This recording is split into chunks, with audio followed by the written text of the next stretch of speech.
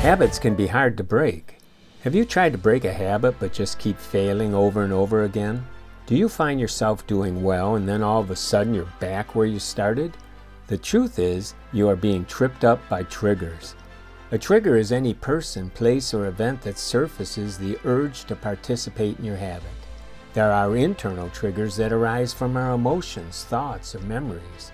There are also external triggers like sights, sounds, smells, people, places, or things. If you are going to succeed in breaking a habit, you will need to manage your triggers. Well, now you can. This is Ron Ovitt, Mr. Change Agent, and I have written a new e-booklet and video course, Managing Your Triggers, that you can have absolutely free. In this free e-booklet and video course, I will explain the 3 kinds of mindsets you need to combat these deceptive triggers. I will expose those emotional reasons behind your triggers, and I will show you how to manage the various triggers that are in your home and where you work and even in your own appearance.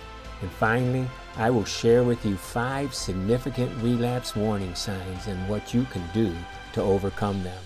You can overcome the triggers that stumble you and win the battle with your habit. Get the free e-booklet, Managing Your Triggers, and take the free video class by clicking on the link below.